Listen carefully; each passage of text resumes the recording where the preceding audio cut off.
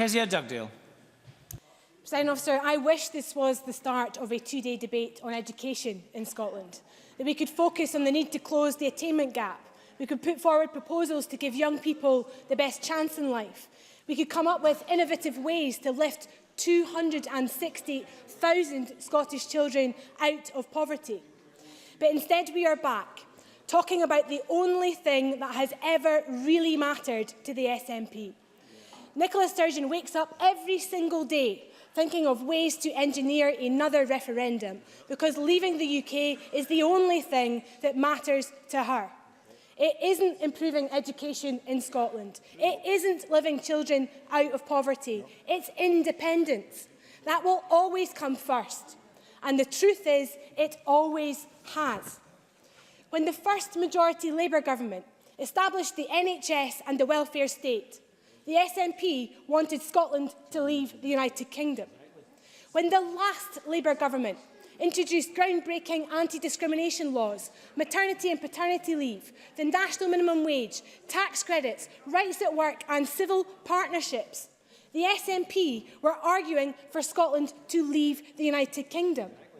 When the UK Labour government delivered a Scottish Parliament, the expressed will of the people following a referendum, the SNP still campaigned for Scotland to leave the United Kingdom.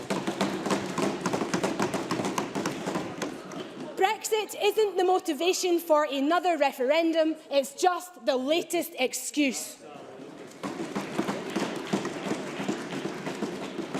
Now, we have heard a lot from the First Minister about mandates, but people have noticed the shift in the SNP's language.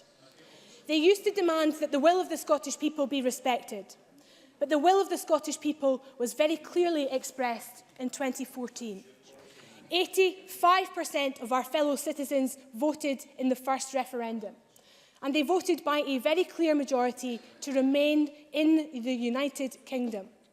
More than 2 million Scots, in the biggest mandate ever given to any political leaders in Scotland's history, voted to remain in the UK. That is the will of the Scottish people, and that is what should be respected.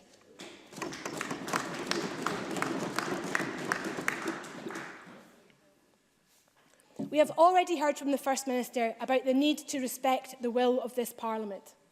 If only she'd respected the mandate given to government by this chamber before now. If she had, several local NHS services would be free from the threat of closure hanging above their head. The First Minister would have banned fracking, and she would have scrapped the Football Act too. This Parliament has had its say on Highlands and Islands Enterprise and the Scottish Funding Council. Will the First Minister respect that? And this Parliament voted to demand a change of course from the Nationalists on education. Given that's apparently her defining priority, surely the First Minister will respect that. So when this Parliament votes for another referendum, as it inevitably will, thanks to the perpetual crutch that the Greens provide, let's not pretend that it reflects the will of the Scottish people. Because it doesn't. The people of Scotland do not want another divisive referendum. Last week, the First Minister said the 2014 referendum wasn't divisive. She obviously didn't speak to many people beyond her own party faithful. Because my experience, and the experience of the very many Scots who have taken the time to tell me on the doorstep, in the street and by email, is that this country, their country, felt more divided than at any time in their lived memory. Families argued, colleagues fell out, and communities were split down the middle. No bus, no train, no pub, no community centre, no workplace, no living room escaped that fallout. And last Monday, the first day of this campaign, felt just as hostile and polarised as the 847th and final day of the last. Where does it end? Some of those who voted to leave the UK and the majority who voted to remain in the UK don't want to go back to the divisions of the past. But if there is to be another referendum, if the First Minister must drag the people of Scotland back there, the Labour Party will campaign with everything we have to remain in the United Kingdom. And let me tell you why. And let me tell you why. For Scotland against this nation. Oh, come on. Order. Let me tell you why. First Minister, if you want to have a different result from the last time, you might want to listen to people that don't agree with you. I believe in the United Kingdom, not as a symbol of past glories or of purist ideology, but as a living, breathing union of nations that delivers for the people of Scotland. The pensioners whose income is secured through a UK state pension and benefit system. The shipyard workers who are in jobs because of UK defence contracts. The staff in East Kilbride who deliver aid to some of the poorest countries in the world on behalf of all of us. The schools that are built because of the extra money we receive by being in the UK.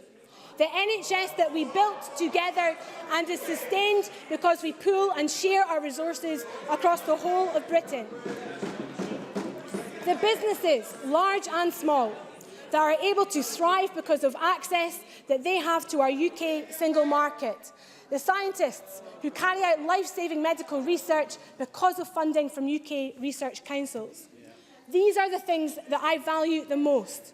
These are the things that being part of the United Kingdom has delivered for families across Scotland. So much prosperity and security. And at a time when so much of the world is ravaged by division, when the trend in too many places is separation, I value the fact that our four nations come together to share sovereignty and resources. That we recognise that together we're stronger, more so than we ever could be apart. And I say to the members opposite, it is not this union of nations which is intrinsically unjust or unfair. It is the actions of the powerful within it. Now, I hate what the Tories are doing to Britain. I've never felt anger like it. Wait and hear it. Listen. Listen.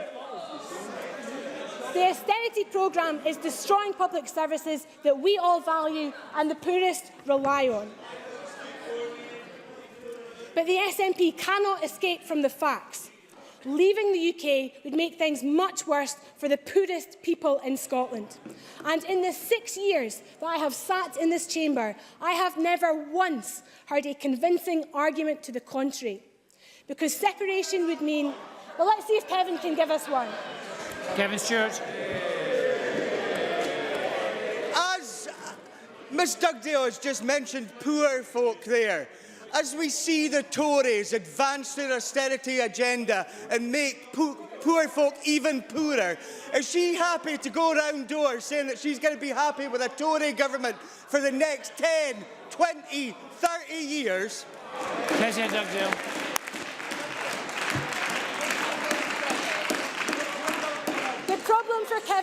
The problem for Kevin Stewart and indeed the rest of the SNP members is that they want to replace Tory austerity with turbocharged austerity. Because the truth of the matter is, separation would mean £15 billion worth of cuts. £15,000 million worth of cuts to schools and hospitals. The government's own figures tell us that. It means cuts to pensions. John Swinney told us that. It means an end to UK defence contracts that keep thousands in work. Those are the facts. The Nationalists don't want to hear them. They will howl and they will rage. They will question the patriotism of those who back unity over division, but they cannot escape the reality. We are stronger, richer, fairer and a better nation by remaining in the United Kingdom. Tomorrow evening, Scottish Labour MSPs will vote against a divisive second independence referendum. That was our manifesto commitment to the people of Scotland, and we will honour it. I move the amendment in my name.